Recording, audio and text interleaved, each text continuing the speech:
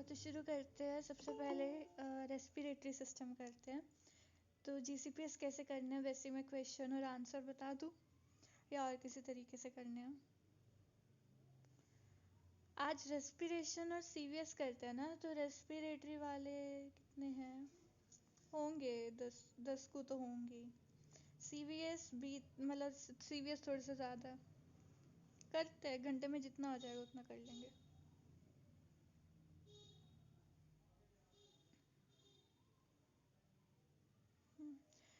तो देखो पहला है ये वाला ग्राफ।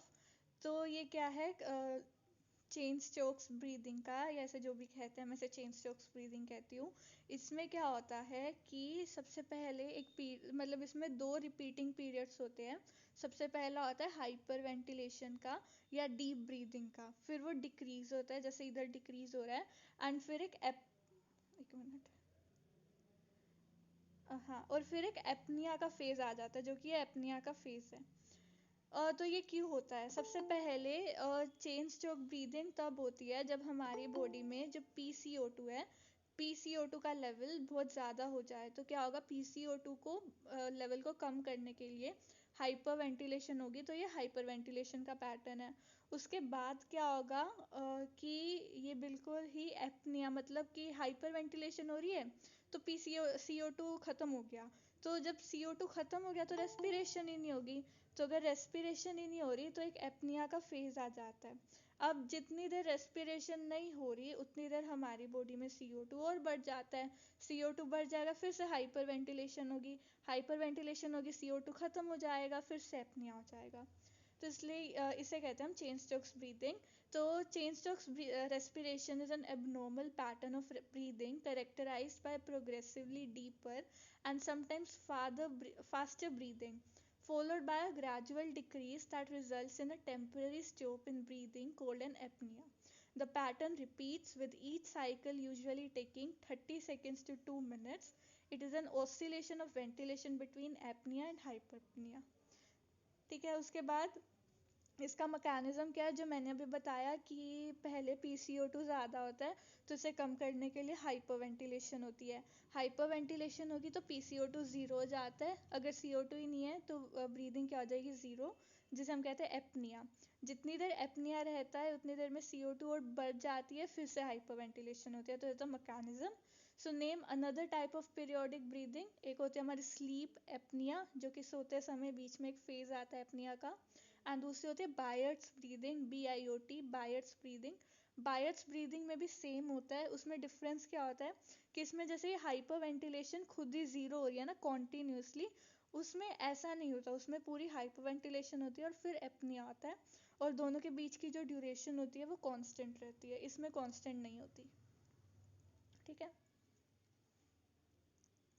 उसके बाद है हमारा, हाँ, ये हाइपोक्सिया। हाँ, इसमें साथ में अगर वो बायोट्स ब्रीदिंग वाला भी ग्राफ दिख जाएगा तो मतलब कंपैरिजन समझ में आ जाएगा। वो मतलब इसमें तो नहीं है ग्राफ, मैं नेट पे दिखा देती हूँ।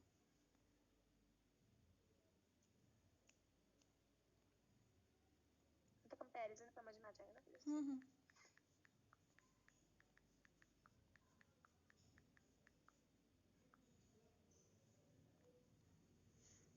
ये देखो, है ना, 4 ब्रीदिंग होती है। जैसे ये पहली वाली नॉर्मल ब्रीदिंग है, फिर है बायोट्स ब्रीदिंग। बायोट्स ब्रीदिंग में देखो पूरा हाइपरपनिया हो रहा है और फिर एपनिया हो रहा है। लेकिन जो चेन स्टोक्स ब्रीदिंग है इसमें क्या हो रहा है? हाइपर एपनिया के एक पीक आ रही है, फिर वो खुद कम हो रहा है और फिर एपनिया हो रहा है। तो इसमें क्या होता है? ग्रेजुअल होता है, ग्रेजुअल हाइपरपनिया, फिर gradual hypopnoea and then apnoea. Biot's breathing को एटेक्सिक ब्रीदिंग भी कहते हैं। दोनों पीरियोडिक ब्रीदिंग है, इसमें इतना कुछ है नहीं, मतलब यही 2 चीज़ें थी। ठीक है, मम्मी जो चेन स्ट्रोक्स रेस्पिरेशन का मैकेनिज्म है ना, मेरा यार वाइवा अनीता मैम ने लिया था, इसलिए मैंने फिर उसे बाद में जाके ढंग से पढ़ा था, क्योंकि जो तूने बताया था वो ही मैंने मैम को बोला था and ma'am was not at all happy. ये गेनोंग में यही हमें लिखा ये है। भी बताना होता है कि नॉर्मली भी तो आप मतलब अगर आपने नॉर्मली हाइपर वेंटिलेट किया, उसके बाद अपनी हाइपर वेंटिलेट किया, CO2 कम हो गया, फिर एपनिया का फेज आ गया, लेकिन नॉर्मली फिर से रिपीट नहीं होगी हाइपर वेंटिलेशन और नॉर्मल रेस्पिरेशन आ जाएगी। लेकिन इन अंडर कंडीशन जैसे कि कार्डियक फेलियर या फिर कोई ऐसी कंडीशन जिसके कारण आपका जो ब्लड ब्रेन तक जा रहा है, if that is slow, like the flow of blood to brain is slower, then the PCO2 level is raised to that much amount in apnea, that again hyperventilation takes place. मतलब इसमें जो mechanism है उसमें explain करना है कि why is it pathological, मतलब Cheyne stroke is not physiological ना, so pathologically it occurs in cardiac failure. और दूसरा रीजन होता है जब वो क्या पढ़ा था मैंने, जब सेंसिटिविटी टू CO2 ब्रेन के रेस्पिरेटरी सेंटर की बढ़ जाती है। ये बात मतलब बतानी है स्पेशली अगर अनीता मैम हो तो। ठीक है। अरे लेकिन ये तो फिजियोलॉजिकल भी होती है ना, एक डिफरेंस इन दोनों में ये होता है कि जो चेन स्ट्रोक्स है वो फिजियोलॉजिकल और पैथोलॉजिकल दोनों हो सकती है, लेकिन बायर्ड्स ब्रीदिंग हमेशा पैथोलॉजिकल होती है। हाँ वो तो है, मैम ने मतलब यही मुझसे पूछा था कि पैथोलॉजिकल कॉजेस क्या क्या हैं। हाँ तो वही, अगर ब्लड सप्लाई कम है ब्रेन को, और दूसरा अगर वो ज़्यादा सेंसिटिव हो जाए। ठीक है, आप एक बार रिपीट कर दोगे। देख हुआ क्या कि अगर आपने हाइपर वेंटिलेट किया तो फिर CO2 तेरा कम हो गया, लेकिन जैसे तू अगर देखेगी ये जो ग्राफ है इसमें दो ग्राफ्स है ना, एक ग्राफ जो है वो उसका है PCO2 रेस्पिरेटरी न्यूरॉन्स और एक है लंग ब्लड का। तो जब हम यहाँ देख रहे हैं कि जो लंग ब्लड का PCO2 कम होने लगा है, जैसे बढ़ के कम होने लगा है हाइपर वेंटिलेशन में, लेकिन वो उस मतलब वही चीज जो रेस्पिरेटरी न्यूरॉन्स है उस लेट पहुंचेगी, क्योंकि जो blood flow to the respiratory मतलब blood flow to the brain है वो कम हो गया in cases of cardiac failure.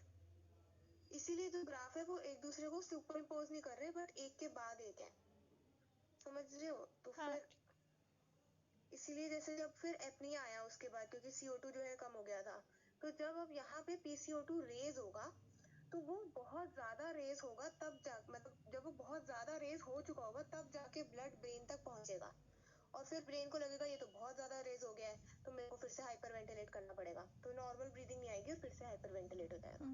ठीक है, थैंक यू। हाँ जी। हाँ तो ये है हाइपोक्सिया का। तो इसमें देखो क्या है कि arterial PO2 98 mm of mercury है and Venus PO2 is 95 millimetre of mercury. तो मतलब आर्टीरियल और वीनस ऑलमोस्ट सेम है, मतलब जो टिश्यू है टिश्यू ने ऑक्सीजन नहीं लिया, मतलब किस में प्रॉब्लम है, टिश्यू में प्रॉब्लम है। तो ये हाइपोक्सिया कौन से तरह का होगा, histotoxic hypoxia. So what can be the possible causes of hypoxia, histotoxic hypoxia के कॉजेज क्या होते हैं, साइनाइड पॉइजनिंग और मेथहीमोग्लोबिन पॉइजनिंग। ये दोनों क्या करते हैं, टिश्यू की ऑक्सीजन लेने की कैपेबिलिटी को कम कर देंगे, इसीलिए उसकी पूरी तरह वेंटिलेशन नहीं हो रही। ट्रीटमेंट क्या होगी, reversal of toxicity if possible. बोलो। ट्रीटमेंट में आएगा ना मेथीमोग्लोबिन, वो साइनाइड पॉइजनिंग को कम करवाता है ना, साइनोमेथीमोग्लोबिन बनाता है, तो सिर्फ साइनाइड पॉइजनिंग दोनों की वो है। हाँ ट्रीटमेंट में मेथीमोग्लोबिन आएगा। हाँ कॉम्पिटिटिव इनहिबिशन होगी। ठीक है, हम मेथीमोग्लोबिन कैसे दे देंगे पेशेंट को, वो साइनोमेथीमोग्लोबिन बना देता है फिर, और वो अफेक्ट नहीं करता फिर। अच्छा, तो रिवर्सल ऑफ टॉक्सिसिटी होता है, इसलिए रिवर्सल ऑफ टॉक्सिसिटी हो जाती है। ठीक है, फिर सप्लीमेंट्स देंगे और वेंटिलेशन सप्लीमेंट वेंटिलेशन देंगे। ठीक है, आज मैं कितने महीनों बाद पढ़ रही हूँ ये चीज़ें बस। अच्छा तो ये देखो, ये है हमारा न्यूरल रेगुलेशन ऑफ रेस्पिरेशन। तो सबसे पहले सबसे नीचे से डी जो है वो डी क्या है, बिलो VRG और DRG ट्रांजैक्शन है। सी है एक मिनट, हाँ सी है कौन से एपन्यूस्टिक सेंटर में ट्रांजैक्शन, और बी है हमारा न्यूमोटेक्सिक सेंटर पे ट्रांजैक्शन, और ए है सबसे ऊपर ट्रांजैक्शन।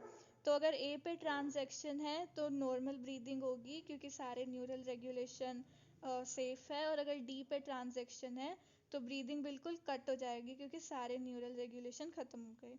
तो इसमें क्या है, अगर ट्रांजैक्शन बी पे हुआ मतलब कि न्यूमोटैक्सिक सेंटर पे ट्रांजैक्शन हुआ।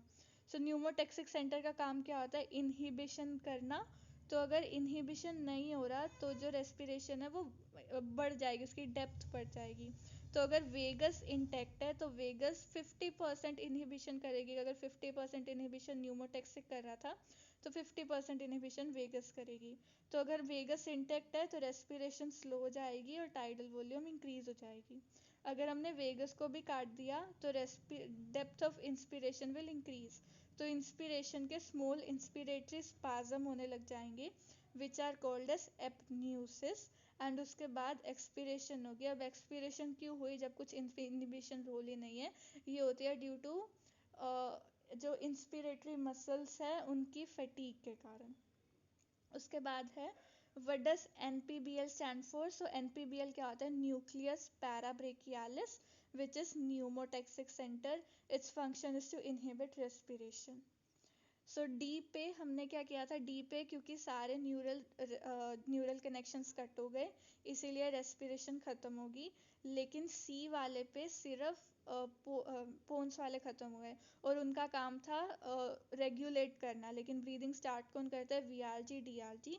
तो क्योंकि वो भी इंटैक्ट है इसीलिए ब्रीदिंग हो रही है सी पॉइंट पे। ठीक है। अच्छा, उसके बाद है कि chemical regulation of respiration.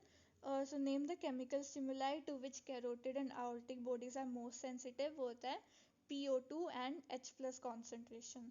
Name the afferents from A and B. A क्या हमारा कैरोटिड बॉडी, कैरोटिड बॉडी से जाती है 9th cranial nerve. And B क्या है हमारा आयोर्टिक बॉडी, और आयोर्टिक बॉडी से जाती है 10th cranial nerve. So what are the give their functions. तो किसके अच्छा नहीं, what are the different type of cells present. तो सेल्स होते हैं type 1 and type 2 Glomus.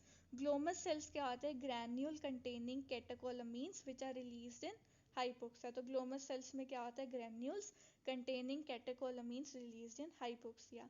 Type 2 glomus cells surround type 1 glomus cell. इन दोनों का फंक्शन होता है कि they are chemo receptor. So mechanism क्या आता है, whenever there is hypoxia तो जो पोटेशियम चैनल्स होते हैं ग्लोमस सेल के अंदर they are hypoxia sensitive channels। तो इनकी कंडक्टेंस डिक्रीज हो जाएगी which will decrease potassium efflux। और अगर पोटेशियम efflux डिक्रीज हो जाता है तो there will be depolarisation of glomus cells. Depolarisation के कारण there will be calcium entry in the glomus cells which will lead to depolarization and excitation of the glomus cells। ठीक, oh sorry carotid body, carotid body में glomus cells थे। ठीक है। उसके बाद है ये फीटस और मदर का graph. So enumerate the difference between the two graphs. तो पहला फीटस का graph is not sigmoid shape, वो है rectangular shape and it has greater affinity for oxygen. Give reason for the difference observed in haemoglobin dissociation curve. अच्छा, पहला पहले ही करते हैं। पहले में था कि fetus has 1 binding site for oxygen and इसमें जो 2,3 बाई-PG की एफिनिटी होती है वो नहीं होती। अच्छा ठीक है ना, जो फीटल हीमोग्लोबिन है उसमें बीटा चेन तो होती नहीं, उसमें होती है अल्फा और गामा चेन। और ऑक्सीजन किससे बाइंड करेगा, अल्फा और बीटा चेन से। तो इसमें एक ही बाइंडिंग साइट हुई। दूसरा 2,3 BPG बाइंड करता है बीटा साइट से, तो इसमें बीटा साइट है ही नहीं तो वो बाइंड ही नहीं करेगा। तो ऑक्सीजन की affinity there will be high. फिर है enumerate the various compensatory mechanisms. तो पहला है कि haemoglobin concentration is 50% greater in fetus than that of mother. There is double Bohr effect and the fetal hemoglobin can carry 20 to 25% more oxygen than the maternal hemoglobin। तो haemoglobin ज़्यादा है और जितना haemoglobin है वो भी ऑक्सीजन को ज़्यादा ट्रांसपोर्ट कर सकता है। उसके बाद है हाँ ये तो ये क्या है, आर्टीरियल PO2 और कैरोटिड बॉडी की स्टिमुलेशन। रवनीत सुनो, कॉम्पेंसेटरी मैकेनिज्म्स वाला दोबारा बता दो। तो देखो फीटस, हाँ फीटस का हीमोग्लोबिन में क्या है, एक तो एक ही बाइंडिंग साइट है और दूसरा उसकी हाई एफिनिटी है तो वो ऑक्सीजन को वो नहीं कर सकता, छोड़ नहीं सकता। तो कॉम्पेंसेटरी मैकेनिज्म क्या है कि फीटस, हाँ वो तो था, रीज़न था, कॉम्पनसेटरी मैकेनिज्म है कि फीटस में हीमोग्लोबिन कॉन्सेंट्रेशन 50% ज़्यादा होती है मदर से, तो ज़्यादा ऑक्सीजन वो कैरी कर सकती है कि चेन। डबल बोहर इफेक्ट होता है, वो ना दूसरी स्लाइड में दिया हुआ है। और fetal haemoglobin can carry 25% more oxygen than maternal haemoglobin. तो जैसे अगर मैटरनल में मान लो 10 हीमोग्लोबिन है मदर में, तो फीटस में कितने हीमोग्लोबिन होंगे हमारे, 5 और 2 7 हीमोग्लोबिन है, मतलब अरे नहीं, अगर मदर में 10 हीमोग्लोबिन है, फीटस में 15 हीमोग्लोबिन है, तो मदर में कितने चेन्स होंगी, दो दो चेन है तो 20 चेन होगी, तो उसमें 30 चेन होगी, तो ज़्यादा होगी ना। अ, मतलब मैं, ठीक है, आ गया समझ? हाँ ठीक है। तो ये है कि मतलब जब आर्टीरियल PO2 कम होता है तो हमारी रेस्पिरेशन इंक्रीज होती है, लेकिन जब PO2 60 मिलीमीटर ऑफ मर्करी से कम होता है तब जो रेस्पिरेशन है हमारी एकदम बहुत तेज इंक्रीज होती है। ऐसा क्यों, 60 से ऊपर क्यों इंक्रीज नहीं हुई थी?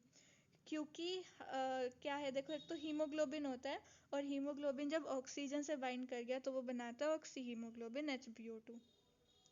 तो मान लो अब अभी मेरे ब्लड में हीमोग्लोबिन भी है और HbO2 भी है, तो haemoglobin is a weaker buffer than HbO2।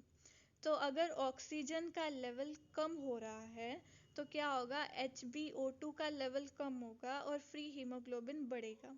तो वीक बफर बढ़ रहा है, इसीलिए हाइड्रोजन आयन की कॉन्सेंट्रेशन कम हो रही है।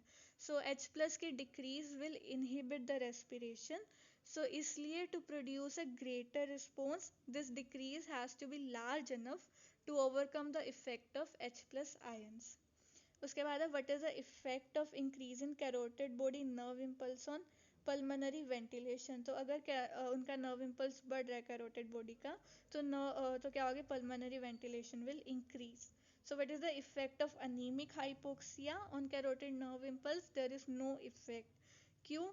क्योंकि जो कैरोटिड नर्व है उनके लिए सेंसर क्या है, PO2, लेकिन अनीमिक हाइपोक्सिया में क्या है, अमाउंट ऑफ हीमोग्लोबिन कम है, लेकिन जो पार्शियल प्रेशर ऑफ ऑक्सीजन है वो तो नॉर्मल ही है, इसीलिए उसका कोई इफेक्ट नहीं होता रेस्पिरेशन पे।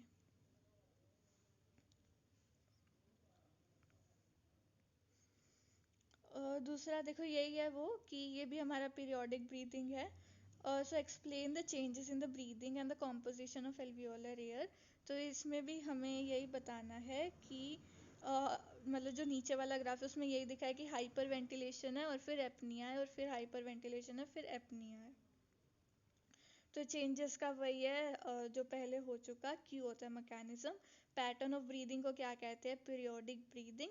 And name to such condition, Cheyne Stokes breathing, sleep apnoea और बायर्ड्स ब्रीदिंग। फिर ये हाइपोक्सिया पे है, इसमें आर्टीरियल PO2 क्या है 98, वीनस PO2 क्या है 25। तो इसमें क्या हो रहा है, टिश्यू को मिल रहा है, आर्टीरियल PO2 की भी सेचुरेशन ठीक है, लेकिन फिर भी अगर हाइपोक्सिया है मतलब ये ब्लड मूव ही नहीं कर रहा, तो इसे कहते हैं हम स्टेगनेंट हाइपोक्सिया। स्टेगनेंट हाइपोक्सिया के दो कोज क्या होते हैं, हेमरेज और शोक।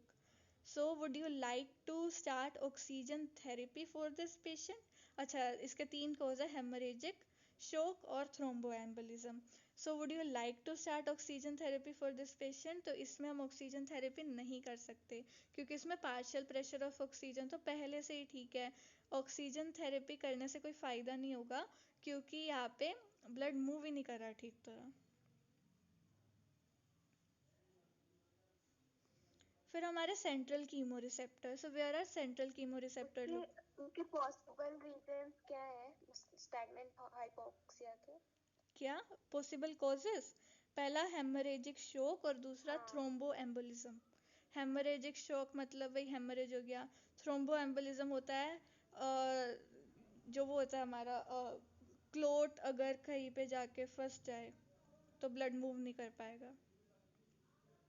तो तो हेमरेजिक शॉक से कैसे होगा मतलब स्टैग्नेंट हाइपोक्सिया? हेमरेजिक जो शोक था ना उसमें लिखा हुआ था यही कि होता है, क्यों होगा देखो, उसमें सुनो ना, इसमें एक एग्जाम में ब्लड वॉल्यूम की वजह से क्या हाइपोक्सिया होता है क्योंकि blood receptor it slips there is a constriction and thus blood flow to tissue decreases. ठीक है, अच्छा okay thank you. Thank you. तो देखो सेंट्रल कीमो रिसेप्टर कहते हैं. सेंट्रल कीमो रिसेप्टर किधर होते हैं? वेंट्रल सरफेस ऑफ मेडुला पे. दो तरह के होते हैं, rostral and codal chemosensitive areas. So what is the primary stimulus for central chemoreceptor? H plus concentration of cerebrospinal fluid. And how does carbon dioxide affect the central chemoreceptor? तो क्या होता है, carbon dioxide can cross the blood brain barrier. तो वो it will enter through the blood brain barrier and hydrated to bicarbonate, जो कि इधर दिखाया हुआ है. फिर बाइकार्बोनेट टूटेगा HCO3 में और H प्लस में. ये सब कुछ किधर हो रहा है? CSF पे. और CSF H प्लस कॉन्सेंट्रेशन अगर चेंज हो रही है तो उसे सेंस कौन कर लेगा? हमारे central chemo receptor. So how does oxygen affect the central chemo receptor? There is no response. तो ऑक्सीजन इफेक्ट नहीं करता. ये तो बायोकेमिस्ट्री का इधर पता नहीं कैसे आया.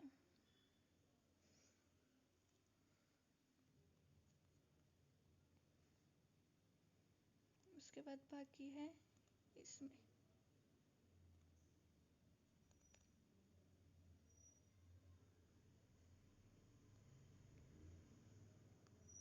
एक मिनट रुको, मैं इसे उसमें खोलती हूँ. रुक जाओ.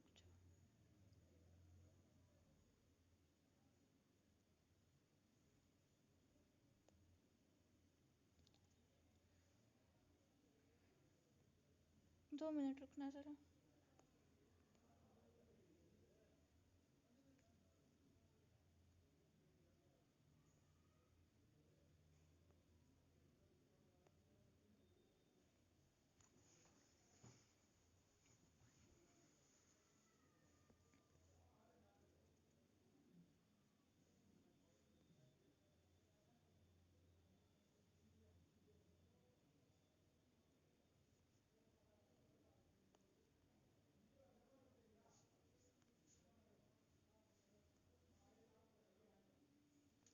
तो चलो करते हैं. ये वाला तो हो गया हमारा चेन स्टोक्स ब्रीदिंग वाला.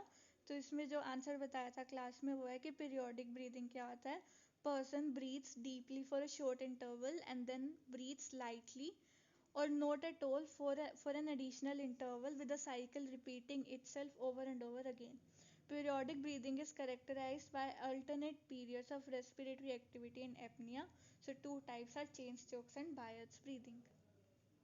So what is the chain stroke breathing? It is characterized by rhythmic waxing and waning of respiration with regularly reoccurring periods of apnea. Cause क्या होते हैं? Physiological cause voluntary hyperventilation, high altitude, during sleep. और pathological causes होते हैं chronic heart failure, brain damage और uraemia. Okay, so brain damage में क्या होता है? Increase sensitivity to carbon dioxide, so increase negative feedback gain.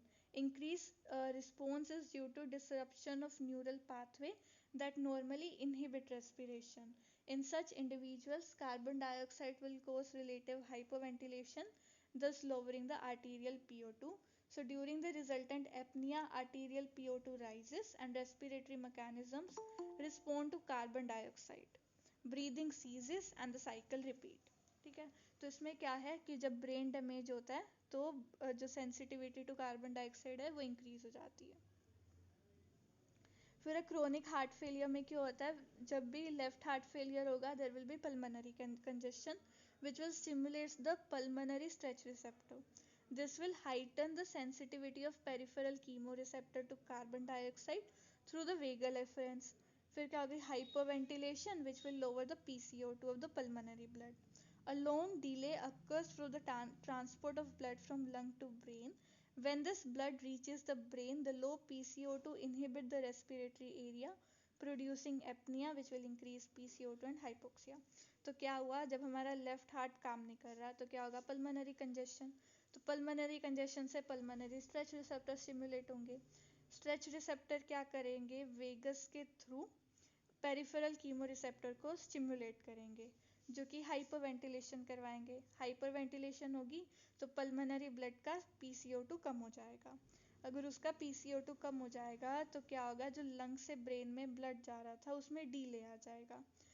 तो जब ब्रेन में ब्लड पहुंचेगा तो PCO2 क्या था, कम था, which will inhibit the respiration and apnoea आ जाएगा। अब एपनिया होगा तो CO2 बढ़ जाएगा, PCO2 बढ़ जाएगा, फिर से ये शुरू हो जाएगी बाकी सारा। फिर हमारी बायट्स ब्रीदिंग को हम क्या कहते हैं, टैक्सिक ब्रीदिंग।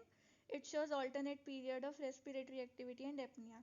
सो डिफरेंस क्या है, it occurs at irregular interval, there is no waxing and waning, it can never occur physiologically. उसके बाद है ये हमारा oxygen haemoglobin dissociation curve. So P50 value क्या होती है, जैसे P50 वैल्यू क्या होती है, प्रेशर ऑफ द नहीं, जब हमारा हीमोग्लोबिन सेचुरेशन 50% हो जाता है तो प्रेशर ऑफ ऑक्सीजन कितना होता है। सो P50 क्या है, PO2 when haemoglobin is 50% saturated with oxygen. Normal value of P50 is 26 to 28 millimeter of mercury. PO2 level in the venous blood is 40 millimeter of mercury और hemoglobin saturation in the venous blood is less than 75%. Significance क्या आती है sigmoid shape की, from 60 to 100 millimeter of mercury there is 90% saturation which is beneficial in hypoxic hypoxia, और between 60 to 30 millimeter of mercury saturation, ये क्या लिखा है,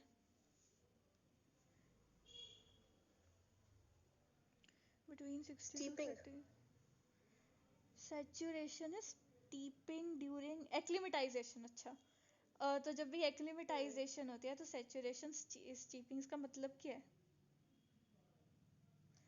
कि जब वो स्लोप होता है, क्योंकि उस स्लोप में मतलब 60 to 30 मिलीमीटर मरकरी पे एकदम से ड्रॉप हो जाता है ना, तो जब आप हाइपोक्सिक कंडीशन है तब भी टिश्यू लेवल पे आराम से ऑक्सीजन दे पाते हो, क्योंकि वो स्लोप्ड है। अच्छा, मतलब कैसे समझाऊं मैं, एक्लिमेटाइजेशन का मतलब ये हुआ ना कि आप टिश्यू लेवल पे ऑक्सीजन देनी मतलब हाइपोक्सिया कंडीशन, टिश्यू हाइपोक्सिया ना हो, मुझे लगता है ये कहना चाहता है कि हाइपोक्सिया में हमारे ब्लड का जो प्रेशर है वो 60 to 100 मिलीमीटर ऑफ मर्करी, मतलब 60 मिलीमीटर तक ड्रॉप हो पाता है, लेकिन उसमें 90% सेचुरेशन फिर भी हीमोग्लोबिन की होती है क्योंकि वो फ्लैट कर्व है, इस पूरे प्रेशर रेंज में वो 90% सेचुरेटेड रहेगा। लेकिन जब मतलब कि जब 60 to 30 मिलीमीटर ऑफ मर्करी तक ड्रॉप कर जाता है ऑक्सीजन का प्रेशर, तो एक स्लोप है, मतलब अगर हमारा प्रेशर इतना कम हो गया है तो एक्लिमेटाइजेशन में क्या होगा कि वो जल्दी जल्दी सैचुरेट कर लेगा ज़्यादा। मेरे ख्याल से ये है कि जैसे ये 60 to 40 मान लो, अगर एक मिनट, अगर मेरा प्रेशर इतना डिक्रीज हो रहा है, आर्टीरियल PO2 लेवल है वो तेरा 60 to 100 के बीच में है, हाइपोक्सिया मतलब 100 तो नहीं लेकिन 60 to 90 के बीच में, जिससे हेल्प हो रही है फ्लैट कर्व पे। हाँ। जब आपके टिश्यू लेवल पे आप जाते हो तो आपका वीनस वाले एरिया पे मतलब आपका PO2 कम हो जाता है ना। नॉर्मल कंडीशंस में अगर हाइपोक्सिया और एक्लिमेटाइजेशन नहीं है तो इन दैट केस हमारे पास क्या कहते हैं, अनलोडिंग ऑफ ऑक्सीजन ही नहीं हो पाती, इसलिए टिश्यू हाइपोक्सिया में चला जाता है। अब क्योंकि यहाँ पे स्टीप है तो इसीलिए जब वो 60 से 30 में मतलब कोई भी कंडीशन होगी तो वो जल्दी से हीमोग्लोबिन को सैचुरेशन को छोड़ देगा और ऑक्सीजन अवेलेबल हो जाएगा टू द टिश्यू। मतलब मेरे ख्याल से तो यही है, यही होना चाहिए। मतलब जो तू कह रही है कि वो ऑक्सीजन को जल्दी से सैचुरेट करेगा, वो तो फ्लैट कर्व का इम्पोर्टेंस है ना, स्टीप का इम्पोर्टेंस तो टिश्यू लेवल पे है ना। कि वो जल्दी से छोड़ेगा, अनलोडिंग कॉज करेगा। ठीक है। और 30 से नीचे इसने लिखा है कि no much oxygen is available to tissue. और तो रीज़न क्या आता है सिग्मोइड शेप का, ये होता है positive cooperative binding of oxygen, मतलब एक हीमोग्लोबिन में 4 साइट होते हैं ऑक्सीजन के बाइंडिंग की, तो जब एक बाइंड करता है वो पॉजिटिव फीडबैक देता है कि और ज़्यादा बाइंड करे, तो इसकी वजह से ये सिग्मोइड शेप का होता है। फिर हमारा इसी पे है आंसर, ये देख लेते हैं। सो इंक्रीज PO2 का क्या मतलब होता है, डिक्रीज एफिनिटी, तो इसकी एक निमोनिक होती है राइट फेवर डिसोसिएशन, नहीं हाँ, RFD होती है, राइट फेवर डिलीवरी। अगर राइट साइड पे शिफ्ट हो रहा है कर्व तो वो डिलीवरी फेवर करेगा, मतलब जो एफिनिटी है ऑक्सीजन की वो डिक्रीज हो जाती है। तो ये कब होगा? जब PCO2 बढ़ जाएगा, जब टेम्परेचर बढ़ जाएगा, 2-3 DPG बढ़ जाएगा, एंड जब pH कम हो जाएगा। और एक और हम ऐड कर सकते हैं जब H+ इंक्रीज हो जाएगा। और इससे उल्टे क्या है? डिक्रीज P50 कब होगा? तो उसका मतलब है इंक्रीज एफिनिटी होगी।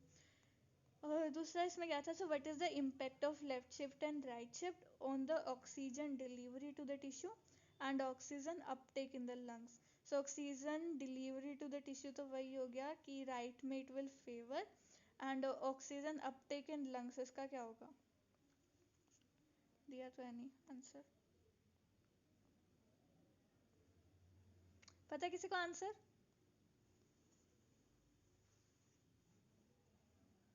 ऑक्सीजन अपटेक इन लंग्स तो लेफ्ट शिफ्ट होगा ना? मुझे पक्का नहीं पता इसका। लंग्स पे, अरे जब ऑक्सीजन लंग्स पे जा रही है तो वीनस ब्लड जा रहा है ना, तो PCO2 इज मोर, हाँ। Left shift will take place. नहीं, 2 मिनट, क्या बोल रही? नहीं देखो, नहीं नहीं नहीं, गड़बड़। लंग में, हाँ 1 मिनट, हाँ ठीक है। लंग, अच्छा लंग में जो जाता है ब्लड उसमें, तो उसका तो क्या फर्क पड़ता है शिफ्ट से? अरे तो ऑक्सीजन अपटेक लंग इन के लेवल लंग्स। पे तो यार हाल्डेन इफेक्ट पड़ते हैं हम। लंग के लेवल पे तो मतलब CO2 के रिस्पेक्ट में हाल्डेन पड़ा जाता है ना, और टिश्यू के रिस्पेक्ट पे हाँ वो पड़ा जाता है बोर्स। हाँ बोहर्स। ये क्या यहाँ पे मतलब ऑक्सीजन अपटेक इन लंग्स कहाँ से आ गया है सर? पढ़ ही लेते हैं, इसी में कुछ होगा। अच्छा लिखा हुआ है।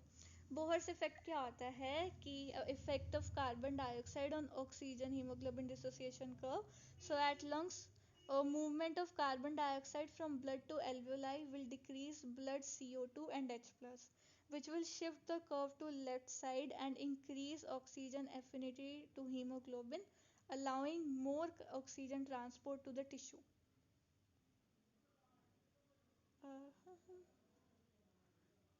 ब्लड से एल्वेओलाई में कार्बन डाइऑक्साइड चला गया तो ब्लड का कार्बन डाइऑक्साइड कम हो गया, तो कर्व चला गया लेफ्ट में, तो उसकी ऑक्सीजन एफिनिटी बढ़ गई। तो ऑक्सीजन ट्रांसपोर्ट टू टिश्यू कैसे आ गया इधर? अब 1 minute, oxygen uptake in the lungs. Question दो डिफरेंट है ना। एक मतलब वो कह रहा है कि ऑक्सीजन डिसोसिएशन कर्व का क्या इफेक्ट होता है जब वो टिश्यू पे होता है, 1 पॉइंट, एंड दूसरा पॉइंट इज जब वो लंग्स पे होता है। तो लंग्स पे जब होता है तो लेफ्ट शिफ्ट होता है, और जब टिश्यूज पे होता है तो राइट शिफ्ट होता है। अब वो तो लंग्स ठीक में है। लेफ्ट शिफ्ट क्यों हो पाता है? क्योंकि CO2 ब्लड से एल्वेओलाई में चला जाता है, तो जो ब्लड है उसमें CO2 कम हो जाएगा, वैसे ही टेम्परेचर कम हो जाएगा, H+ कम हो जाएगा, तो रिजल्टेंट लेफ्ट शिफ्ट हो जाएगी, और ऑक्सीजन की कैरिंग कैपेसिटी बढ़ जाएगी ताकि वो अपना लेकर जा सके। और टिश्यू में ऑपोजिट होगा जब राइट शिफ्ट होगा। ठीक है। नहीं मैं कह, ठीक है चलो ठीक है। फिर हाल्डेन इफेक्ट क्या है? Effect of oxygen on carbon dioxide dissociation curve. So combination of oxygen with hemoglobin in lung will cause hemoglobin to become a stronger acid. This displaces carbon dioxide from blood into the alveoli. ठीक है, तो lung में oxygen will meet haemoglobin, haemoglobin अच्छा acid बन जाएगा, carbon dioxide को blood से निकाल के एल्वेओलाई में डाल देगा। ठीक है, तो ये होता है हाल्डेन इफेक्ट और वो होता है बोहर्स इफेक्ट। फिर what is the advantage of left shift in the fetal life? तो देखो, ये हमारा फीटस का कर्व, ये है मैटरनल का curve. So oxygen haemoglobin dissociation curve for maternal and fetal blood, showing that the fetal blood can carry a greater quantity of oxygen than maternal blood for a given blood PO2। ठीक है, क्योंकि उसकी affinity high है। हाँ, तो ये होता है हमारा डबल बोहर इफेक्ट। उसमें क्या होता है? Whenever there is carbon dioxide transfer from fetus, fetus से कार्बन डाइऑक्साइड आ रही है, तो maternal pH will decrease. Maternal pH decrease हो रहा है तो ऑक्सीजन एफिनिटी डिक्रीज। और whenever there is carbon dioxide transfer to mother, तो फीटस का pH increase and fetal oxygen affinity decrease. तो ये डबल बोहर कर्व होता है कि maternal oxygen affinity is decreasing but fetus oxygen affinity is increasing, तो ज़्यादा ऑक्सीजन डिलीवरी होगी। बोहर इफेक्ट क्या है? The gas exchange surface, fetal blood gives up CO2, becomes more alkaline and has a greater affinity for oxygen. And double Bohr effect क्या है? Maternal blood takes up CO2, becomes more acidic and promote the release of oxygen. ये तो ठीक है. मैं name the 4 causes of right shift, वो हो गया. उसके बाद है Haldane effect is shown on transport of CO2, PCO2 और CO2 इन ब्लड के बीच का कर्व है. सो what is the Haldane effect? Haldane effect हमने अभी पढ़ा, क्या था? Effect of oxygen on carbon dioxide dissociation curve. Lungs में ऑक्सीजन रिएक्ट विद हीमोग्लोबिन, जिससे कि haemoglobin becomes a stronger acid. This displaces carbon dioxide from blood into the alveoli.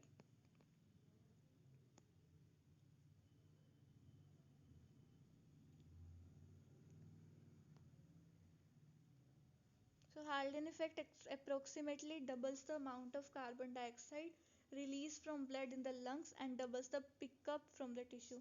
तो Halden effect का काम क्या है? ब्लड से रिलीज बढ़ाता है एंड टिश्यू की पिकअप बढ़ाता है. सो what is the chloride shift? Chloride shift को क्या कहते हैं? Hamburger phenomena. आरबीसी में क्या होता है? Carbon dioxide react with water, carbonic anhydrase कर देता है उसे H2CO3 में convert, which will break down into H plus and HCO3. अब ये HCO3 डिस्प्लेस हो जाता है किससे? क्लोराइड आयन से, by the ion exchanger, and इसे हम कहते हैं क्लोराइड शिफ्ट या हैम्बर्गर फिनोमिना. ये H प्लस हीमोग्लोबिन से रिएक्ट करके H हीमोग्लोबिन बना देगा. So here what is the Halden effect? What is the significance of Halden effect? What is Hamburger phenomenon and why does it occur? तो ये सारा हो गया. ठीक है. उसके बाद हमारा सेंट्रल कीमो रिसेप्टर, ये तो हो गया, ये भी हो गया. सो एक्सरसाइज में क्या होता है? एक्सरसाइज में टाइडल वॉल्यूम बढ़ जाता है, रेस्पिरेटरी रेट बढ़ जाता है. सो इन दोनों का प्रोडक्ट क्या होता है? रेस्पिरेटरी मिनट वॉल्यूम, तो वो भी बढ़ जाएगा. Stimulation occurs at the start of exercise. There is anticipatory rise in the respiration and it is a feed forward mechanism. Abrupt increase at the size of exercise is due to psychic stimuli and afferent impulses from the proprioceptor in the muscle, tendon and joint. Increase in the body temperature may play a role. Exercise increases plasma potassium level. This will stimulate peripheral chemoreceptor and it may be that sensitivity of neuron controlling the response to CO2 is increased. तो क्या what causes increase in alveolar ventilation at the onset of exercise? तो क्या है? Tidal volume बढ़ जाती है, respiratory rate बढ़ जाता है, जिसकी वजह से रेस्पिरेटरी मिनट वॉल्यूम बढ़ जाएगी. At the start of exercise क्या होती है? Anticipatory rise which is a feed forward mechanism. Psychic stimuli हो सकती है, afferent impulses from the proprioreceptor हो सकते हैं. Increase in the body temperature भी एक कोज है. एंड क्या है? एक्सरसाइज प्लाज्मा पोटेशियम को इंक्रीज कर देगी, जो कि कीमो रिसेप्टर को स्टिमुलेट कर देगा. उसके बाद क्या है? What are the various stimuli, हो गया. व्हाट इज द ऑक्सीजन डेप्थ? पहले ये देख लेते हैं. Stimuli affecting the respiratory centre. Chemical control is CO2 via the CSF and brain interstitial fluid की H plus concentration.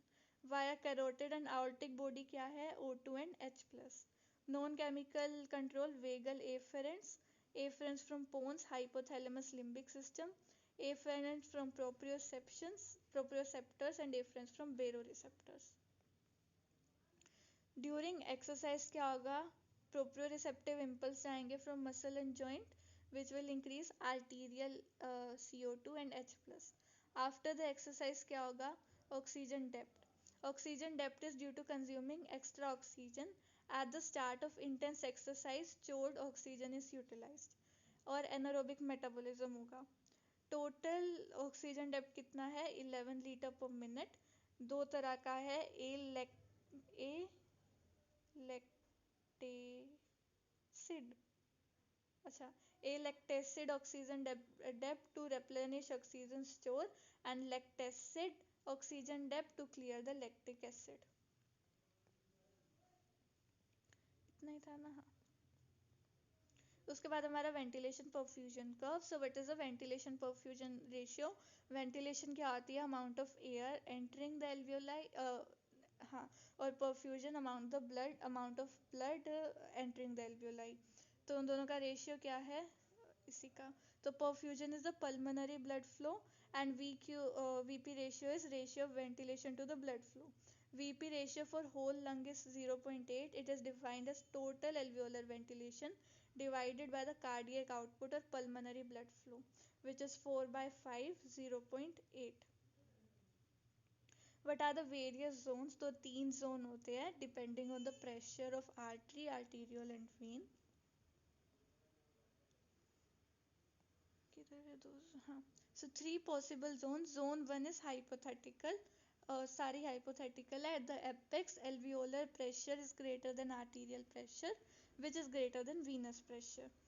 Arterial pressure is reduced following severe hemorrhage, or alveolar pressure is raised, which is a positive pressure ventilation. Zone 2 is the intermittent flow at apex during the systole, which is known as waterfall effect. And zone 3 क्या है? Continuous flow about 10 centimeter above the level of heart all the way to the bottom of lungs. बस. तो हो गया हमारे 3 zones. In which zone tubercular infection is most common and why? तो tuberculosis का infection सबसे ज़्यादा common होता है apex में. क्यों? क्योंकि ये बैक्टीरिया एरोबिक बैक्टीरिया, और एपेक्स में क्या होता है? वीपी रेशियो सबसे हाई होता है. वीपी रेशियो हाई है मतलब वेंटिलेशन ज़्यादा है, मतलब ये ओवर वेंटिलेटेड है. तो एरोबिक बैक्टीरिया यहाँ पे सर्वाइव कर पाएगा क्योंकि बहुत सारी ऑक्सीजन मिलेगी. So explain why the VP ratio is less at the base as compared to apex of the lung in the standing position. तो ये zone of the lungs पर ही depend करता है, जैसे हमने किया था.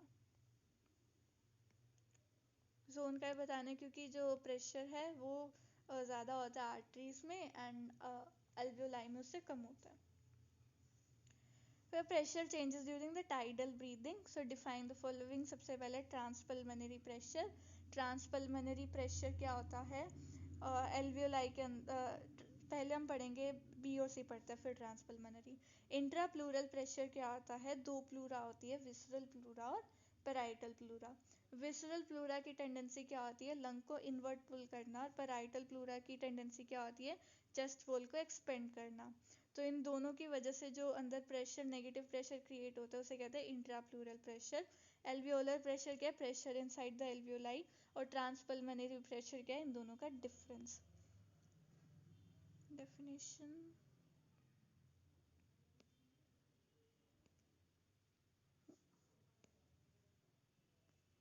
डेफिनेशन नहीं है.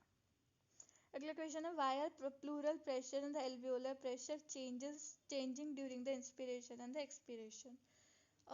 तो सबसे पहले हम देखते हैं प्लूरल प्रेशर. प्लूरल प्रेशर में क्या आता है? The start of inspiration. एक मिनट, इधर इसका आंसर बहुत बढ़िया बताया था सर ने क्लास में. तो हाँ, ये देखो, whenever there is increase in volume there is decrease in pressure till the atmospheric pressure becomes equal to alveolar pressure, or whenever there will be decrease in volume there will be increase in pressure till atmospheric pressure is equal to alveolar pressure.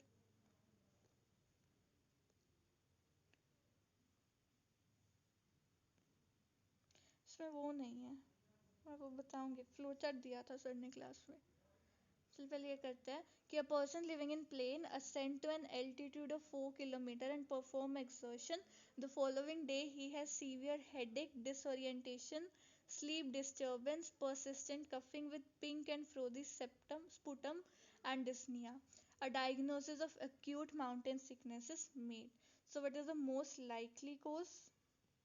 हाँ, तो ये क्या है? acute mountain sickness. The syndrome develops 8 to 24 hours after arrival at altitude and lasts till 4 to 8 days. Like Lewis scoring system, headache and at least one of the other system like malaise, lethargy, GI symptoms, dizziness and disturbance of sleep, often with the periodic respiration. Normal neurological exam and normal mental status. Headache is not due to meningeal stress or raised cerebral blood flow. Pathophysiology क्या है? Pathophysiology is not well understood.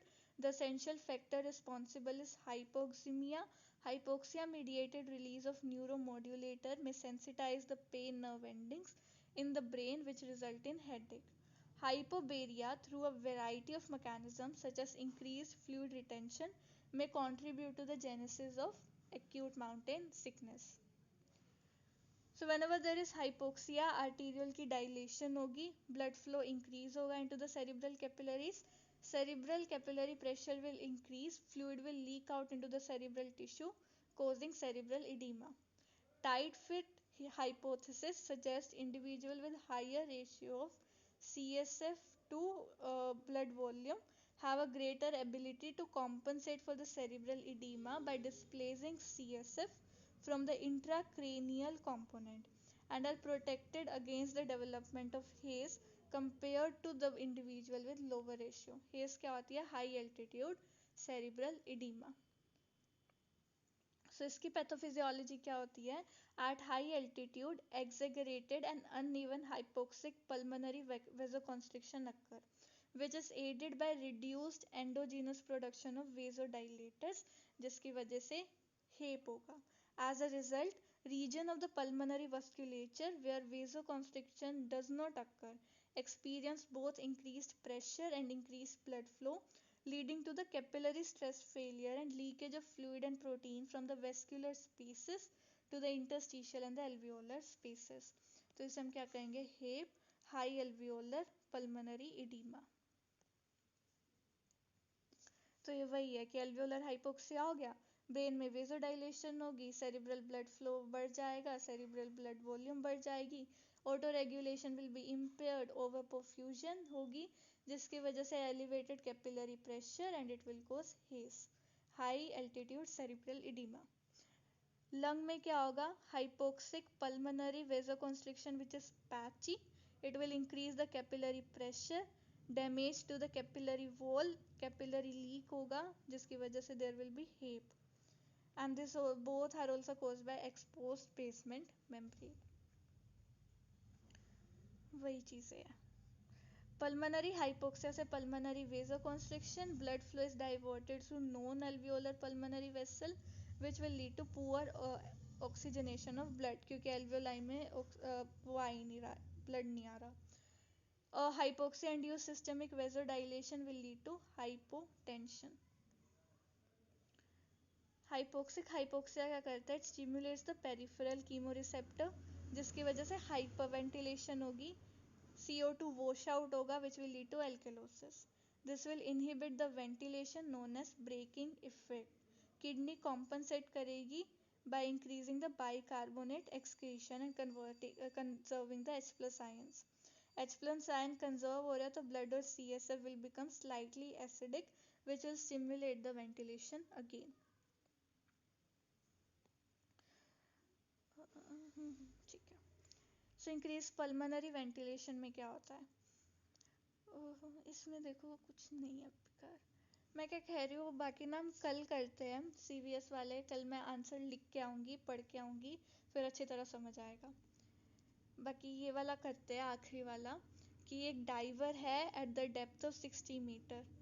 Breathing air from attach cylinder is asked to immediately ascend. तो देखो इसमें क्या होता है कि जो भी डाइवर्स होते हैं वो जब अंदर नीचे जाते हैं तो क्या है हमारी बॉडी में, मान लो मैं अभी इधर बैठी हूँ तो मेरे में मेन गैसेस क्या? ऑक्सीजन है, नाइट्रोजन है बाहर जो हवा में है, एंड इन दोनों का जो पार्शियल प्रेशर मिला के टोटल प्रेशर होता है वो होता है 760 मिलीमीटर ऑफ मर्करी. ठीक है. अब वो एयर मेरी बॉडी के अंदर जा रही है. ठीक है, ये नोज है, ये मुंह है. ठीक है, वो अंदर जा रही है तो अंदर उसकी क्या होती है? ह्यूमिडिफिकेशन होती है. तो अब क्या होगा? Oxygen plus nitrogen plus water बन जाता है हमारा 760, और ये फिक्स्ड होता है वाटर का जो प्रेशर है. अब मान लो मैं नीचे जा रही हूँ तो जो प्रेशर है वो बढ़ रहा है. तो अगर प्रेशर बढ़ रहा है तो क्या है? ये तो फिक्स्ड है. अगर ये बढ़ रहा है तो PO2 भी बढ़ेगा और PN2 भी बढ़ेगा, जिसकी वजह से ऑक्सीजन टॉक्सिसिटी होती है और नाइट्रोजन टॉक्सिसिटी होती है. ऑक्सीजन टॉक्सिसिटी से इतना इफेक्ट अभी नहीं पड़ता, नाइट्रोजन टॉक्सिसिटी से पड़ता है। क्यों? क्योंकि जो नाइट्रोजन होता है ना, वो जो हमारी फैट है वो फैट सोल्यूबल होता है। तो क्या करेगा, वो जितना ज़्यादा बढ़ेगा वो उतना ज़्यादा कहीं ना कहीं जाके अकुमुलेट होने लग जाएगा। जैसे कि इसमें पता नहीं है कि नहीं, चलो, जो नाइट्रोजन होता है ना वो कहीं कहीं जाके अकुमुलेट होगा, तो वो क्या करता है, वो जॉइंट्स में अकुमुलेट हो जाता है। तो जॉइंट्स में अकुमुलेट होगा तो उसे हम कहते हैं बेंड्स। ठीक है, वैसे ही मान लो अगर वो किधर किधर अकुमुलेट, उसे कहते हैं नाइट्रोजन के जो बबल्स है। हाँ, इसका पूरा क्या होता है कि अभी तो ये अकुमुलेट हो रहा है, अभी अभी इसका इतना इफेक्ट नहीं आएगा क्योंकि वो अंदर है, कुछ काम कर नहीं रहा। लेकिन जब वो सी लेवल से ऊपर रैपिडली असेंड करेगा तो जो नाइट्रोजन गैस है वो बबल्स बन जाएंगे, एंड जहाँ पे वो अकुमुलेट होगा वहाँ पे नाइट्रोजन बबल्स बन के अकुमुलेट हो जाएंगे। तो अगर वो जॉइंट्स में अकुमुलेट होता है तो वो बेंड्स कोस करता है। एंड उसके बाद मतलब था, हाँ, अगर लंग्स, कैपिलरी ऑफ लंग्स में अकुमुलेट होता है तो वो चोक प्रोड्यूस करता है। एंड ऐसे ही वो हार्ट की कैपिलरी में अकुमुलेट हो जाता है। तो इसकी वजह से this condition is characterised by serious shortness of breath, severe pulmonary oedema and occasionally death. ठीक है, तो इसका यही है जो मतलब होता है पूरा डीप सी डाइविंग में। तो रीज़न क्या होता है इन सब की इम्पेयरमेंट का, जो भी होता है, मोटर इम्पेयरमेंट होगी, सस्पिशियस कॉग्निटिव इम्पेयरमेंट हो गई, और तो उसका रीज़न यही होता है कि जो नाइट्रोजन टॉक्सिसिटी बढ़ जाती है एंड उससे नाइट्रोजन नार्कोसिस होता है, फैट सोल्यूबल होता है, उसने रैपिडली असेंड किया तो वो नाइट्रोजन बबल्स बन के ब्रेन में अकोमुलेट हो जाता है। Why is he kept in high pressure chamber, ताकि नाइट्रोजन एकदम से बबल्स की फॉर्म में ना अकोमुलेट होने लग जाए। अगर हाई प्रेशर में नहीं रखा तो ये सारी कॉम्प्लिकेशंस हो जाएगी। So we use helium to replace the inspired nitrogen and decrease the O2 concentration, avoid nitrogen narcosis and the oxygen toxicity. तो इसमें इतना ही था। अगर कोई नहीं समझ आया होगा तो मुझे बता देना, मैं कल वो दोबारा बता दूंगी। दूसरा CVS वाला मैं उसके ज़्यादा ही कॉम्प्लिकेटेड है इससे भी, तो वो मैं पढ़ के फिर बता दूंगी, सारे आंसर लिख के बता दूंगी। और कुछ पूछना इसमें तो बता दो। बाकी मुझे लगता है इन्हीं से पूछेंगे, उससे तो पूछते नहीं होंगे, रिप्रोडक्शन एंडोक्राइन से पूछ भी सकते हैं, देखते। तो रिप्रो से तो एक वही आएगा बस, जो यूट्राइन साइकिल का होता है ना, उससे सबको प्यार हाँ, आता फिर है। मैं सोच रही थी कि जब इतने हैं तो वो वही क्यों पूछेंगे, मतलब वो ये भी पूछ सकते हैं ना, लेकिन मैं यही सोच के गई थी। मसल और एंडोक्राइन का कुछ पूछेंगे? मुझे समझ नहीं आ रहा, जब ये हमारे जुलाई वाले सेंटअप्स हुए थे तो मुझे यही लगा था यही पूछेंगे। तो मैंने सिर्फ CVS और CNS पढ़ा था। मुझसे मैम ने फर्स्ट वाले में तो पूछा ब्लड, और पार्ट 2 में से वो पूछा एंडोक्राइन। अनीता पवार मैम मिली थी उस टाइम, तो इसलिए कुछ कह नहीं सकते। मेरे को अनीता पवार मिली थी उसी समय, और मुझसे सारा रेस्पिरेशन और CNS। मुझे जब से वो मिली है ना मैम, मुझे डर लगने लग गया वो उस वाइवा देने से। मुझे डर लगता है रवनीत, सेम। वो पता है मुझसे क्या क्या मुझे सच्ची में, मैं अभी भी देने गई ना प्रैक्टिकल वो कॉम्पिटेंसी, कुछ तो जवाब दे दूंगी, कुछ तो दे दूंगी। मैं हर समय में वैसे सॉरी मैम, नहीं ये नहीं आता है ना, वो पता है वो पूछ भी क्या रही थी। सोडियम पोटेशियम ATPase पंप नहीं याद आ रहा था मैम के सामने। मैम बोलती कोई तो यूनिट बताओ, कौन सी होती है, 2 यूनिट होती है, 3 होती है, क्या होती है, कुछ तो बताओ। और मैं ऐसे यार कुछ याद नहीं आ रहा आपके सामने। मुझसे ना उसने पूछा कि वो बताओ बिली वर्डिन से बिली रूबिन कैसे बनता है। मैंने कहा ऑक्सीडेशन होती है, कहते इतना नहीं, पूरा पाथवे बताओ। उसके बाद मैंने कितना ढूंढा उसे, जाके गेनोम में मिला इसका आंसर। मुझे तब से बस वो नहीं चाहिए। हाँ, मैं भूल गई, उस टाइम मिला था। और मुझसे ऐसे ही उसने पूछा था विटामिन B12 की एब्जॉर्प्शन बताओ, मतलब हाँ, क्या होती है। वो यही लगी तो थी, मैं इतना ही हमें पता है, इंट्रिंसिक पाथवे, इंट्रिंसिक फैक्टर होता है, और सीलन और सीलोम में जाके, इलियम में जाके एब्जॉर्ब होता है। इतना ही तो पता है, थोड़ा बहुत बैक्टीरिया का रोल होता है। मैंने ये 3 बार बोला, यही बातें, यही 2-3 बातें। मैम नहीं पाथवे बताओ। अरे यही चल रहा था। पावनी ऐसे देख, सुन तो कंप्यूटर पे, Pavani you are understanding my question, you are understanding same same चीज है, उसने मुझसे पाथवे पूछा था इंसुलिन सिक्रीशन का। उसने कहा कि चलो तुमने ग्लूकोज लिया तो इंसुलिन कैसे निकली, मैंने बता दिया वो एटीपी बनती है, वो कैल्शियम रिलीज करवाएगी और एक्सोसाइटोसिस। कहती नहीं, ये तो 11th क्लास का बच्चा बताता है, तुम बताओ। मैंने सेम वही चीज बोली, नहीं बताओ। अजीब थी, मुझे पता है उससे कभी नहीं मिलना उसको जिंदगी में। भाई मैं तो यही मतलब जब मैं तो पेपर देने बैठ भी रही थी ना, नहीं तो हमको मैं तो वैसे भी बहुत बोल देती हूँ टीचरों के सामने, मैं कुछ भी बोल देती हूँ कभी कभी। तो मैं ऐसे सोच के बैठी थी, नहीं आता होगा साफ साफ बोलूंगी मैम नहीं आता, उसको वही चीज पसंद है, उसको